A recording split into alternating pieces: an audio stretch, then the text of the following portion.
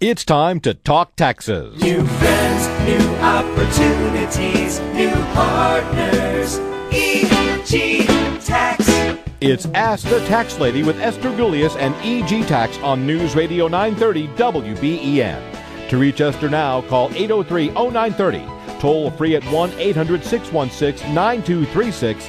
And cell calls are free at star 930. And now, live from the WBEN studios, it's Esther Gulius. Hi, I'm Esther Gulius, the tax lady from EG Tax, and this is our time to not often, but a few of 3-4 times a year, we just answer emails and then we don't take live phone-ins. So this is one of our, we're going to chew up the tax law and really make it understandable. And a lot of people say they really love it because they learn so much about taxes when we do these kind of shows. So this week, no live phone calls. Next week we'll, and actually I think we're going to do it next week as well. I got Tiffany Fabian here. Hey there, Esther. Hello, Esther. So 2 weeks in a row, we're just going to chew people up who email emails, us right? questions and questions. I had a client the other day that came in and she said, through the internet. I was getting ready to go to church and she said, I think you made me late because I was so interested. She said, then I pulled out my tax return. She says, you What did line? it. And I wanted to make sure you didn't make a mistake. She said, oh, and you Did didn't. you do good? I did good. Good, That good, was good, good. So I'm Esther Gulius, the tax lady from EG Tax, and so we're going to take your emails and we're going to answer them and explain it, and you'll get to hear our brains think, I think. Right, Yes, Chris? and you know, before we start this, again, you heard us preach about this all the time. If you get those phone calls from the IRS, they're not the IRS. Right. Don't panic. Don't call them back. Don't send them money. They sound really good. I'm going to tell you, they really do sound good because what happens is you'll get a phone call and it'll be an automated message that says, this is the Internal Revenue Service with an important message. You must call us back immediately or else you're subject to fines and persecution. And then they give you a number to call. And so then they have this like sweatshop where these people are answering the phone calls and they sound really good, but it's all a scam. Yeah.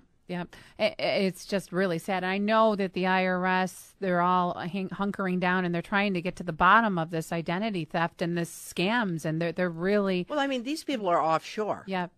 I mean, you know, if you're in Bangladesh, nobody's going to find you, but they are, it obviously is working because they just keep it up. Yeah. And another thing, while we're on that same note, I think people it's ingrained in their head, but if you get a letter from the IRS, a real letter, or from New York State, always call us first, always call us.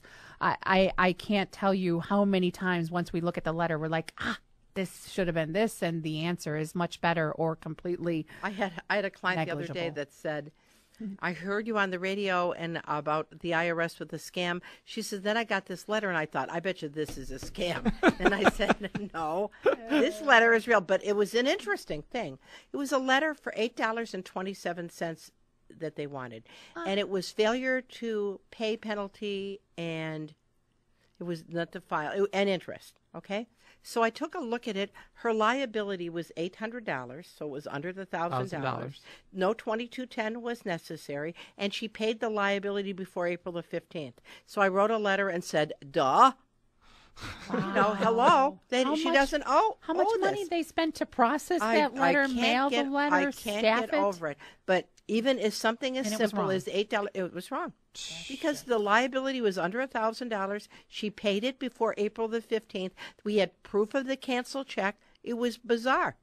Bizarro. Which just goes to show you if that's what EG Tax is there. We are your guardian angels. Yep.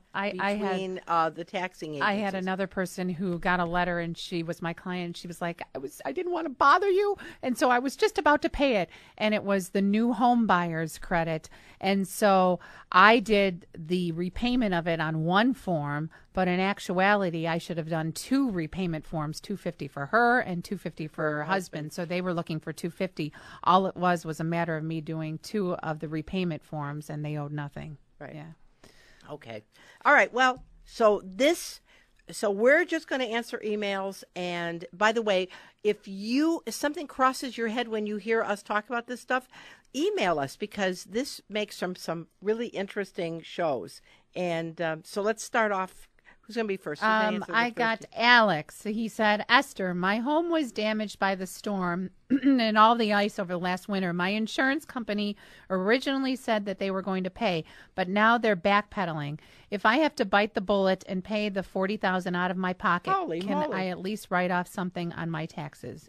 Well, we know that this is a casualty loss because it was sudden and not due to unexpected. neglect, right? Yep. Right. And then it was a definite decrease in the fair market value. Wasn't so gradual. And so on a casualty loss, you have to be an itemizing taxpayer, and you're going to lose 10%. 10% plus 100. of your adjusted gross income. So if Alex makes $80,000, they're going to take $8,000 off the top, Yep. plus $100, like Tiffany says. So that means that that'll be $31,900. That would be an itemized deduction. Limited, and also reduced by any insurance reimbursement that you had, unless it was a limit, if it's a limited policy. But if you take settlement, like Alex, if he finally gets to whatever insurance company, Right. and they say, no, all we're going to give you is $20,000 because that's all we think the damage was, then you accept the reduced damage and you don't have a casualty. But if they really won't pay, then he does have a casualty, right, Chris? And he's doing the right thing by going to his insurance company first, because you have to use all your sources first available to you to try to collect on it before you do it on your tax return. The tax returns He is actually the final. might even want to think about starting a small claims action Yeah. if there's no reason why they aren't paying.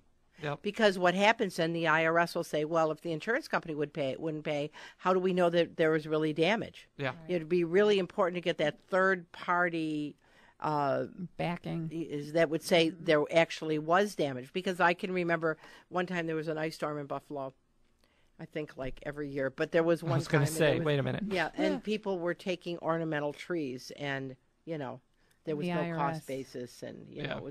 they really ended up with a problem. So that's a casualty loss, and if it's due to no fault of your own, sudden, whatever the insurance company won't pay, unless if it's a limited policy, then the excess reduced by 10% of your adjusted gross income plus 100 is an itemized And then deduction. don't forget, Alex, if you do itemize that year because of that, don't forget to take any charity, or if you do sales tax, if sales tax comes back in, and your property taxes, don't forget to include all those itemized deductions that you otherwise might not take. Right. Okay, what else we got? Charlie writes in, my company, which consists of my brother and myself, had a great year. And I'm getting I had a great time. Las Bill. Vegas? I'm getting a $100,000 bonus. Wow. What can I do to minimize the tax consequences? It's a 3-person business. Well, let's see. My company, which I'm consists of my assuming brother that and myself. he takes all of his expenses. The company reimburses him. I guess the first thing I'd find out is there a pension plan That's, yep. in the company? Right, right. Because, defer your money, put it in through the pension, and then the company even gets to match it, so it would be a win-win. And so the simplest pension plan to do would be simple. a simple, right? And they have to open it before October the 1st, what I so was he's gonna got say. time to open it. That's what I was going to say. Charlie's smart to plan ahead now, because now's the time to open it. You have Right, to do it so before you October. have to make it available to all employees that are full time and expected to be full time that make more than $5,000 a year, and this way, Charlie and his brother or whoever's in the company, his brother, yeah, and if this other person they could put aside like $14,500, and the company can do a match and put in extra money, and that becomes a deduction for the company, and it saves Charlie, I'm assuming, around $5,000, which is a really good thing. So I would do that. But the first thing I would do, Charlie, is you can call us at 632-7886 if you don't have a pension plan, and we can kind of walk you through that. All right, we're going to take a short break. I'm Esther Gulius, the tax lady. No phone calls this week, phone calls in the next couple weeks. We're going to take a short break. We'll see you on the other side. Hi, I'm Esther Gulius, the tax lady from EG Tax. Today we're answering emails, so we're not taking your phone calls. We will in the next couple weeks, but it's kind of interesting, I think, to be able to answer these questions in depth. And, if this triggers something in your mind that you would like answered, just email us through our website at egtax.com, and we're very happy I'll respond to you right away. But don't be surprised that we don't use your email in a later show, because it's so interesting. The questions people come up with are not stupid, I'll tell you, by any stretch of the imagination. No, because it's not going to only impact them. It's going to impact a lot of different people. Right. So that's why we really love to do it, because we want to help as many people as we can. We were waiting in the waiting room to come in here, and there was the receptionist. She was out in the hall, and she had a question for Esther. She said her husband, they live here in New York State, but he's collecting a New Jersey pension. And so is that taxable in New York State? Right. We said once he's 59 and a half, it would be taxable if he was under 59 and a half. Once he's 59 and a half, the first $20,000 is tax-free. Right. My point is, no matter where you go, people ask you questions. That's true. Yes. Well, I got Tom. Okay. And he says, Esther, I'm considering taking a position. Oh, here we go. In Germany. Since my income will be from there, do I still need to file a U.S. income tax return since I won't have any income from the States? Well, I was just in the office the other day, and I was doing a return for a U.S. citizen who lives in Germany. It's so funny, with her husband. And the answer to Tom is yes, you have to report worldwide income. It was interesting. Now, I had a gentleman that was in yesterday, and he was all upset because he's dual status. He's a dual citizen. He's right. a citizen of, I'm going to say, X country and the United States. Right. And so he has to file 2 tax returns, one for this country and one for the United States. And he was really upset that he has to pay $800 in U.S. taxes. And he makes $45,000 here in the U.S., you know. And I said, I'm going to tell you the truth. I don't feel sorry for you at all. Yeah. $800? I said, rescind your citizenship. And he said, well, that's an asset. And I said, well, and the assets cost you $800 a year. Come on. My gym membership. Because he was really trying to figure out how to beat the system. Yeah. There is no way to beat the system. If you got the income, you got to pay. Yeah. And they're going to give you a foreign tax credit. This was after his foreign tax credit. Right. So, right. But and that you can. Our German friend, yeah. if they rescind their U.S. citizenship, then they don't have to pay taxes in the U.S. Right. But don't forget, just like this Tom wrote in, just like the client I did the other day, she's a teacher, and so we did a foreign tax exclusion, and she owed $300-400. Well, we also claimed her children. Right. Well, they are in a unique situation because it's their income earned abroad. My client here actually lives here. Oh. So he didn't have income earned abroad. To be more so all he had was a foreign tax many credit. Days. But there's this double deduction. There's income earned abroad if you're out of the country for 350 50 consecutive days. And she is. Or there's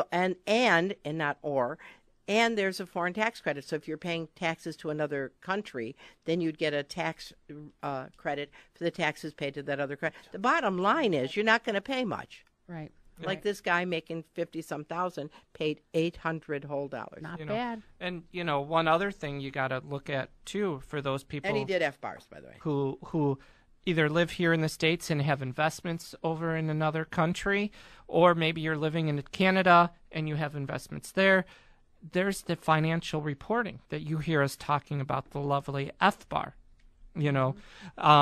So if you have more than $10,000 sitting in a foreign bank account combined, you may have 5 different accounts. If that totals over $10,000, you have to do that financial reporting with your taxes. It's a separate thing altogether, but you have to do it, because if you don't, it could be a $1,500 penalty up to a 50% of the highest value, depending how neglectful you were. Right. If they want to say neglectful. I had a client the other day that came in, and I said to her, she gives me her CIBC statement, and I said, oh, do you have income in Canada? She says, oh yeah, we sold our house and and I said, well, we have to do an FBAR return. And she said, oh, I don't think they should know anything about my business. And I said, well, that's exactly why they're going to penalize you, because they want to know about your business. And it doesn't matter what But it didn't cost her anything. It's just it feels like an invasion of privacy is what it feels like.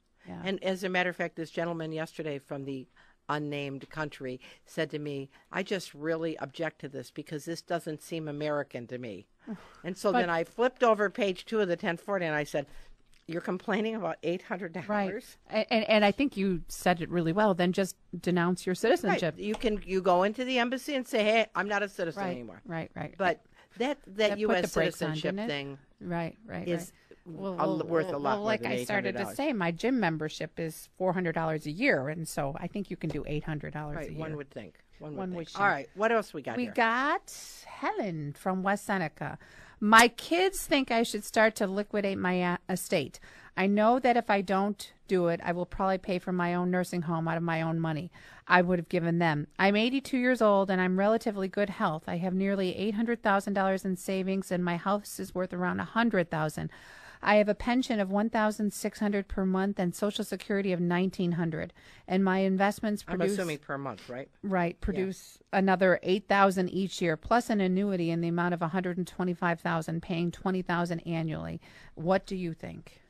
Well, the first thing, if you take a look at the $1,900 for her Social Security and her $1,600 a month for her pension, and her $20,000 from her investments, and her $8,000 from her annuity in her investments, she's got about $60,000 coming in annually, right? Yep. Yeah. She almost, without switching all of her assets because there's a 5-year look back, Right. she almost could pay for, without liquidating any of her estate, she can actually pay for her nursing home out of her income. Right.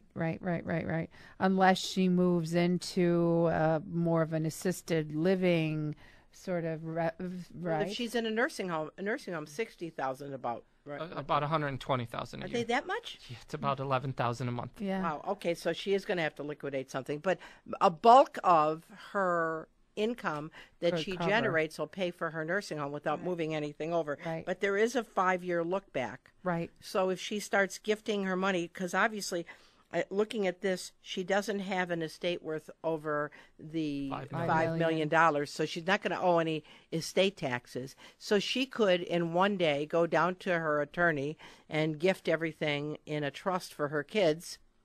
And that would be it. irrevocable. And then the clock starts ticking, tick, tick, tick, tick, tick. Yep. And then let's say that 4 years from now she goes into a nursing home. All she'd have left is that 1 year, and so she would be short $30,000 or $40,000 that she'd have to liquidate from, because they would have to pay for it on that 5-year look back. right. So I guess, Helen, what you have to say is, do I want to spend my money supporting myself, or do you want to give it to your kids? Because the sooner you make that decision, the sooner the clock starts ticking, so that you could become a Medicaid person. But now here's the problem: you got to get into a nursing home really much as a private pay patient, or else you never know what nursing home you'll get into. Right. And then it also matters her health, too. What if she could have people who could assist her in her home? And, I mean, she has to really look. I mean, Well, that's what I'm you need a saying. The crystal ball. $60,000 she's got to live on. Right. You know. Right. I mean, I know she's kind of old right now to do this, but maybe someone who's 70 who hasn't thought of it yet, or 65, look into long-term care insurance. I mean, if you're worried about a nursing home and paying the $120,000 or $110,000 a year, so if you pay $7,000 a year or $5,000 a year for this insurance, that saves you which is tax deductible, plus you get a credit on New York State. Right. So it might be a way to go, because at least that could be a 3 or 5 year payment again, window. The more assets you have and the more income you are making per year prior to going into a nursing home, if you're making enough money, you can pay for your own without it messing up your. But it's the people that are that have assets of around $300,000-$400,000, who, if they don't do some planning, if they go into a nursing home, all the money goes to the nursing home, and they end up with no estate. I guess what you're saying, Chris, is that you need to plan. As soon as possible. Talk to your tax person. Talk to a lawyer. Well, like Jeff talk Katz, to your finance. Right. Yep. Jeff Katz is a great elder care attorney, and people love him. And Dennis Kitchen. I mean, the important thing is to plan. And I think we all feel like we're all going to live forever, but you really have to know, okay, this is what I saved my entire life. I'm not going to do any planning. I want it all to go to Sunny Acres, and that's it. I don't want it to go to my kids. I want it to go to Sunny Acres. And that's up to you. It's your money. Right. But with some planning, you'd be surprised what you can do. Right. I mean, also planning, update your will. I mean, how many people out there have a will that's 30 years old that still talk about people who are going to take care of their kids if something happens to them? Or if you are the beneficiary of your husband's pension, now do you have the proper people listed as your beneficiaries? Right. That could save a huge headache from happening That's true. when you pass away, just to have your beneficiaries lined up. But I also want to say, I think that Esther adds a neat twist to it. Nobody talks what you talk, Esther. You've mentioned that to a few of my clients, that you almost have the revenue to pay for that nursing home. That's I true. mean, nobody ever mentions that. Right. Well, and because if you have enough income, you're still not going to hit your principal. Right. So your kids are still going to get everything. And Yep. I've and mentioned. if you can go to the El Cheapo nursing home, the truth of the matter is, nursing homes in New York State are very expensive. Right. If you went to Florida, I bet you that Helen could go to Really nice Florida and place. pay cash, and it wouldn't liquidate her estates. Wow. I mean, So that's just and unfortunately, mention that to a nursing home is a nursing home. I Right. mean, right? Mm-hmm. So anyway, okay. I'm Esther Golias, the tax lady from EG Tax. We're not taking your calls this week. We will in the next couple weeks. We're just chewing up your emails. If you have any questions, you can email us at egtax.com. We're going to take a short break for news. We'll see you on the other side.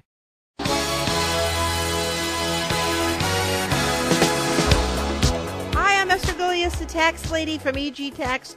This week, we're not taking live phone-ins. We're doing your emails, and I think you're going to find it very interesting because we get to say a lot more things in a lot more in-depth manner, and it helps you to plan your own situation. If you find something that kind of tickles your fancy or you want more information, you can get us through our website at egtax.com, or you can call us anytime, Monday through Friday, 9 to 5 at 632-7886, because we really want to help you. Don't feel like just because you haven't used our service that you can't call us, because that's not true. We will never make you feel like you're not wanted, because we love you no matter what. Right? Yep, and I believe someone even answers emails like at 2 in the morning if they're up. I answer them. I hear I have all my iPhones, my iPads, my computer set up so every time I get an email, it goes dot dot dot. And sometimes in the middle of the night, I'll be watching TV and I'll hear dot dot dot. I get up and answer the email. Because I guess I'm an email nerd, a tax nerd. Okay, what do we got here? Okay, Bob writes in, it's a short question, but boy, it means a lot. Why would the company I work for want me to fill out a W-9? Okay, why would they? That means it's a vehicle for them to obtain your identification number. So they want to get your social. Well, instead of a W-2, you're going to get a 1099. Yeah. And so, for instance, maybe he did some work on the roof, or maybe he took out something to the metal shop or something like that. There is a reason that they're going to give you a 1099. And well, explain why not. Like a W-4 is one kind of form, but a W-9 is another kind of form. And the form they're asking you to fill out really kind of is going to mean that they're generating these other forms. So if you fill out a W-4 form, that means you are an employee. And you're going to get a W-2. Right, and that means they're going to withhold taxes and Yep. FICA, Social Security, and Medicare. everything's happy and not complicated. But now, if you do the W-9, that burden falls on your shoulders. W-9 really is saying you're not going to get a W-2, Right. right? Yep. You are going to be treated like you're self-employed. Yep. And that means you're going to pay your own FICA, and you can't collect unemployment. And so There's no workman's Yep. comp. There's none of the right. insurance And benefits. so the first No thing I'd say, protection. Bob, is I'd go in and you have to, it says you said you work for your company. I guarantee you're not working for the company. That company Well, is they're saying is that you're self-employed, and you're not working for the company. You are a sole proprietor, and you're going to have to pay your own FICA. I just heard on the radio that Uber, Uber? Uber was just ordered that they cannot treat their employees as self-employed. They have to treat them as employees. Somebody took them to court I was just listening. Really? Yeah. For those of you that don't know what Uber is, just Uber is A taxi service. right. It's like a taxi service, Right. and it's all done through the internet. And these people, like Chris, this afternoon might decide that he wants to become an Uber driver, which, by the way, is not in Western New York. I think there's too many unions here. But anyway, like for instance, we all went to New York City not long ago, and that's what we used was Uber drivers. And so you just get your Uber app and you basically say, I'm here on the corner of 5th and Broadway, and an Uber driver comes and picks you up. And then you don't, because it's all pre-done on your web app, they already have your credit card, and you never pay them any cash. Right. And supposedly they're supposed to get a W-9. Right, but because they're supposed to be they were self-employed. just taken to court, and so Oh, they said that's really interesting. they I said didn't the know fees might go up when you take the Ubers, and also they're going to protest it, and the Uber company is going to take it to the next level and say, I really can't see how that'll stick. I'm going to tell you, because if these guys aren't self-employed, I'm a monkey's uncle. Well, the thing is, there's like 20 questions the IRS goes by to determine if you're an employee or a subcontractor. Well, if you look at those common law things, they're driving their own vehicle. Some of them.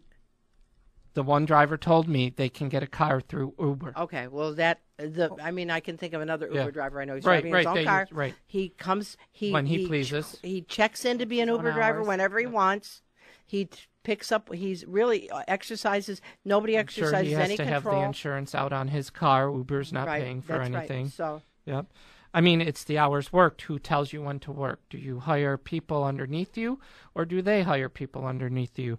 The material supplied. his car, His gas. His gas. Right. I mean, insurance. yep. The training. Do they train you? I mean, there's tons of different questions where Right.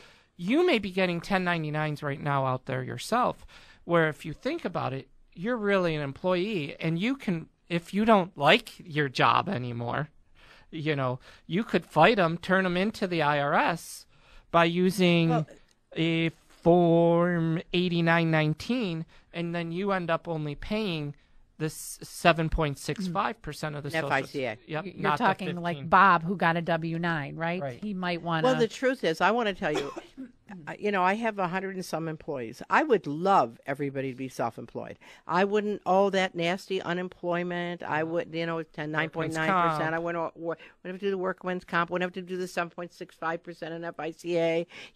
I wouldn't have to worry about health insurance. It would be just la-la land, right? I'd be coming up here in a big limo. Yeah. But the truth is, I have common law employees who I tell them, go to work, do this, charge this. I'm paying the rent. Let's You go to just this come training. in. I'm going to train you. You have to do it a certain way. This is the fees, and I exercise control. As a result, they are employees. And if you're somebody and somebody's telling you when to come, when to go, what they're paying you, here's the stuff, you're an employee too, and you have a remedy. You do not have to be paid on a 1099 and pay your own FICA and not be able to collect unemployment. And Chris brings up a really great thing, because you do that form, which basically says, I'm not self-employed. Yep. Here's the guy paid me this way, but Right. it's and basically they go back and They investigate, and then you should also fill out an SS8, which would start the investigation. right.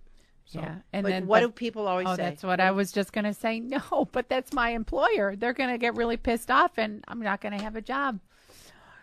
Okay, well, then- pay the extra 30% Right. and don't cry. Well, the whole thing is, if it really, you should talk to the other people that are in the organization, because many times, the boss, the owner of the company, is just not well informed. And if you're somebody that's paying your staff this way, call EG Tax, because that's part of what we do. We're not going to go, oh, bad person. Right. We're going to straighten you out, because you're going to find out that the truth is, if you're doing things the right way, those are all deductible on your tax return. You're going to pay less. You're going to have happier employees, a better staff, and you're going to be legal. Yeah, one of my employees, she owns a daycare company, and her staff, she's also a physical therapist, and so One of your she's clients. one of my clients, and so her staff went to her and said, wait a minute, why are you paying us on a 1099? We should be paid as a W-2. And just like Esther said, she didn't know. Right. She used to be a physical therapist. She didn't know anything about running a business. And her staff approached her, Right. and so she approached And that's me. the whole thing is, and if you're an employer or you're an employee in this, we will call. If you're an employee, I'll be very happy to call your boss for Right, you. And right. I'm not going to call him bad names. I'm going to just say, Jack, how would you like to walk in the sunshine? Right. Let's fix it for you, because you certainly don't want that kind of an unemployment audit. You don't want New York State on your case. You don't want the federal government on your case. It can ruin your workers' comp. You don't want all that kind of stuff, right? Okay, let's do another one here. I got Stu. Stu says, Esther, my mother just passed and I'm the beneficiary of her annuity. I was advised that I should just turn around and put it into a Roth. Do I still have to pay taxes on that money? Well, all right. Well, first of all, he can't take an annuity and put it into a Roth. Right. Right. No. Right. Right. No, That's number one. Well, it's but that's Roth. number one. If it were a 401k or a pension plan or an IRA, then he could. But here's the thing. Let's say it's $100,000, and if you're the beneficiary of a pension plan, not an annuity, a pension plan, and you want to put it into a Roth, you're basically going to make the whole $100,000 taxable now. Correct. Yep. Doesn't Bringing up all your other income, bringing up your Right. tax. So maybe you're going to end up paying $30,000 up front. And so people say, oh, but then I never pay taxes later. Gross Right, because you tax-free. just paid $30,000 now. That's a lot of bread. So before you do something like that, before you listen to anybody who says to put it into a Roth, make sure that number one, that you understand what the tax consequence is going to be. Number two, were you ever going to pay taxes on it in the later future. ever? Yep. Right. Why? Correct. Now, why would that? How could that be impactful, Chris? I mean, you mean to tell me people don't pay taxes after they retire? Well, Stu, we'll pick on Stu. Say Stu has, works at Topsway, he has no pension plan, just his 401k. Minimum amount in it, his distribution will be $7,000 a year From his pension. From his pension and his Social Security. Stu wouldn't pay any taxes. So if he had his $100,000 IRA and he started withdrawing another $6,000 or $7,000 a year, he still wouldn't pay taxes. Right. So let's see. Do I want to pay $30,000 up front, or would I like to pay nothing? $30,000, nothing. And- Nothing sounds pretty good. And then I have another client this tax season. I he works at Office Max. He's a part-time manager, and she works somewhere. And they have 2 children, and they usually get earned income credit. They took part of their traditionals and converted it to Roth, and so they lost out The on earned their income credit. $7,000 earned income credit, and they lost out it on the state. They just about wanted to cry. I wanted to cry with them. Yeah, so it's just really. I'm going to tell you. So look before you do anything, can you just call us? Yeah, I mean, just like run it by us. I had this lovely couple the other day that is retiring, and he was going to take a lump sum on his pension from a big company. And he was going to get $750,000. Now, that sounds like a lot of money, but $750,000 when you're 55 has to last you for a long time. Yep, Okay. yep. So he was going to take a large sum of money and start a small business. So he was going to pay all his taxes, start spending his money, or he could have done a systematic withdrawal on a pension plan. All right. So I went to him and I said, all right, so if you take the pension money, you're going to get about, if you live to be 75, about $1.3 million. Or you can take $750 now. So you're going to really do a lot better by not taking the money. Right. Anyway, I have to break for a break, and we'll tell you the rest of the story on the other side. I'm Esther Golias, the tax lady from EG Tax. See you on the other side.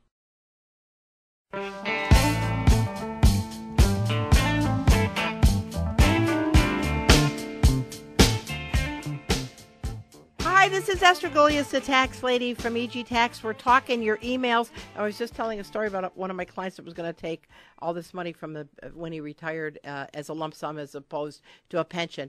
And the thing is, we talked about all his assets. He wanted to start a business. He had a paid-for house, and I said, why don't you borrow the money from the house? Right. He's going to get $60,000 a year for the rest of his life. Oh. I said, borrow the money, and then keep that money, and you'll make out much better. And he said, but what if I die in 4 years? I said, well, all right, well, then in that case, but your wife is still going to get the money forever and ever. Wow. But it's really good to have somebody to bounce Yep. things. I think they left the office thinking, Which is because I'm going to what tell you, want. $750,000 that has to last you for 30 or 40 years or 35 years, and you already have 100,000 of it spent because you're going to buy a business and pay cash. You got to really, That's really scary. think about it. That's really It is scary. And that's what it is. It's about getting another opinion, somebody else to look at it in a real. And we talked all about way.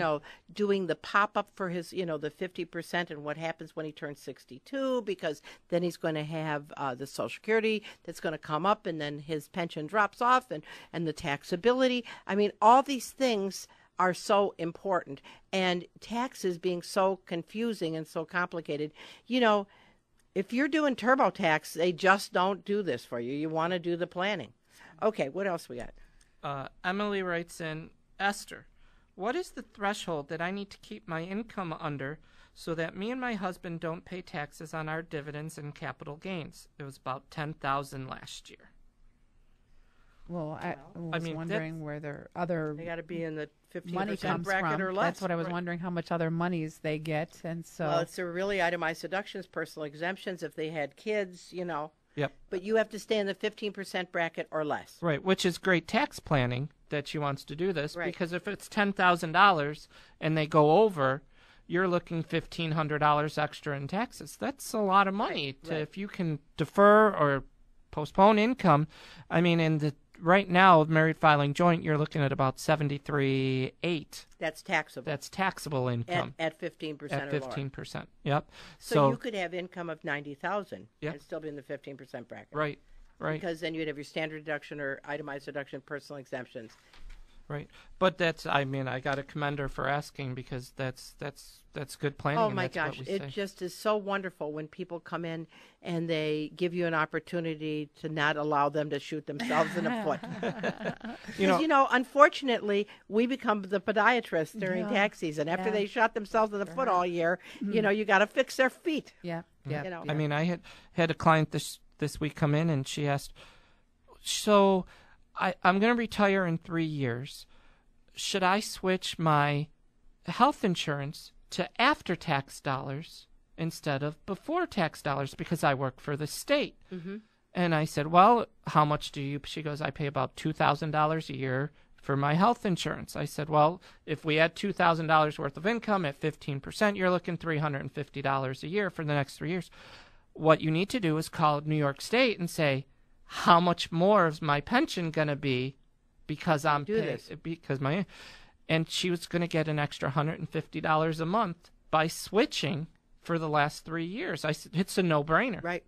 Go ahead, switch. I mean, Right. it's doing the planning and making Right. it further ahead. And And pre-tax and after-tax are so important because it comes to what's your tax bracket and all that kind of stuff. It's really, really important. And some of the cafeteria plans that are available to people where they can put money in for childcare or for their HSAs, those are so important. And if you don't avail yourself, or even your 401k plan, Right. and you don't avail yourself of that, you are really, again, shooting yourself in the foot. No shooting yourself. All right, what else we got here? I got Larry from Orchard Park, EG Tax. So what if I don't get health insurance? I'm only 27 years old, and up to now, I've been on my parents' health insurance. I just had a physical, and everything looks good. I make $17,000 a year as a waiter, and I really can't afford it. Larry from Orchard Park. Okay, well, the first is this year you'll pay 2%. Right.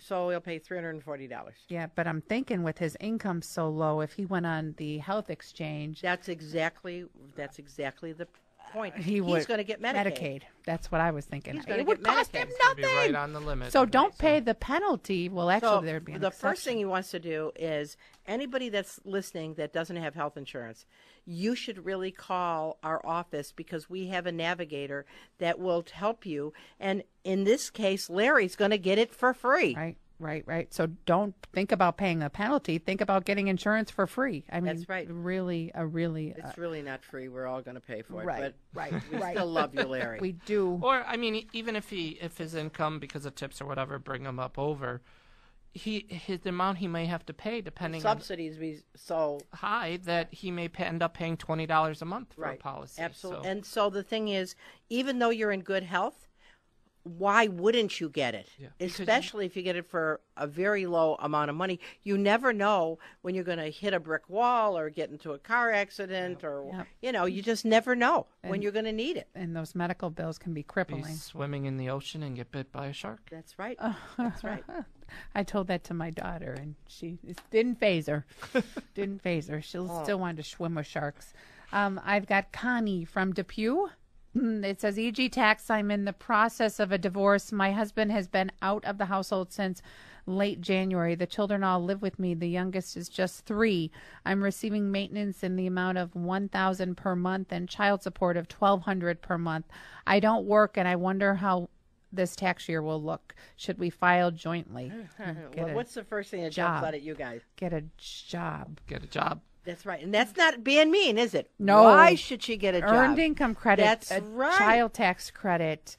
Oh, boy, Right. get a job. So, see, Connie, there's the stipulation in the law is if you're working and you have a place and you live in a home with children, then you would get what's called an earned income credit.